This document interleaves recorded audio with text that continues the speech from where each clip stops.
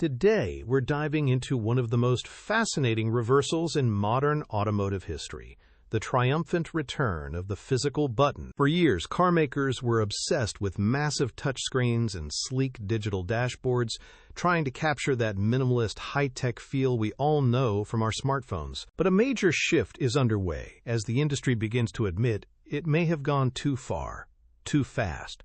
This isn't just about nostalgia for old-school dials.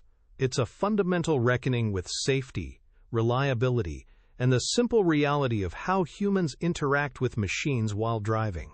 We'll explore why the all-screen dream became a nightmare for many drivers, and how a blend of analog and digital is shaping the future.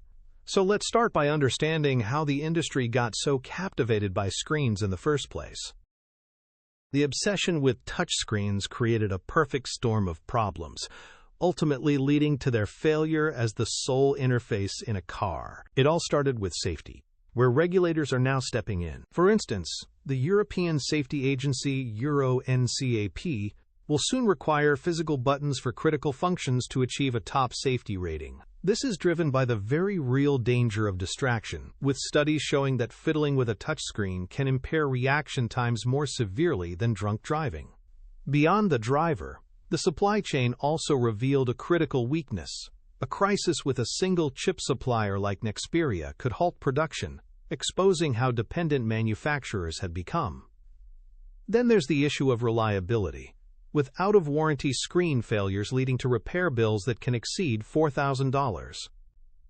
And finally, the most important voice is the consumers, with a staggering 89% of drivers saying they simply prefer the ease and certainty of physical buttons. So how did the industry get it so wrong? It came down to a mix of cost, design, and a misunderstanding of minimalism. On one hand, physical buttons, like the one shown in the complex diagram, are surprisingly expensive to design, engineer, and validate for years of use. On the other hand, the cost of touchscreens plummeted after the smartphone boom, making them a cheap and flexible alternative for an industry with notoriously thin profit margins. This led to a design obsession with minimalism, where automakers chased a clean, futuristic look at the expense of functionality. As Volkswagen's own design chief eventually admitted, a car is not a phone. Its interface must be operated safely at 70 miles per hour, not while sitting on a couch. They got so caught up in looking cool that they forgot the primary purpose of a car's controls: safe, immediate interaction. In response to these issues, we're now seeing a massive reversal across the entire industry. Nearly every major automaker is bringing physical buttons back in a significant way. Volkswagen, for example, is leading the charge, publicly promising to put physical buttons for critical functions back on the steering wheels of all its future models. Mazda is a great example of a brand that never fully abandoned this philosophy, wisely blending its screen with physical switchgear for audio and climate controls. This isn't a niche trend. We're seeing Hyundai bring back analog-inspired interiors, Mercedes-Benz reintroducing buttons, and brands like Subaru and Honda prioritizing tactile controls in their new vehicles. The market has spoken loudly, and after a costly detour, manufacturers are finally listening. So what does the future of the car interior look like? It's not a return to the past, but a smart, hybrid approach. The core idea is simple.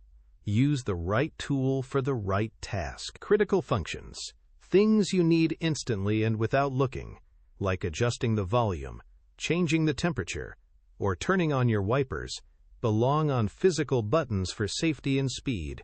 Secondary functions, which are less urgent and more complex, like setting a detailed navigation route or adjusting vehicle preferences, are perfectly suited for the flexibility of a digital interface. And we're also seeing the rise of a third interface, integrated voice control and AI, which allows for intuitive hands-free commands.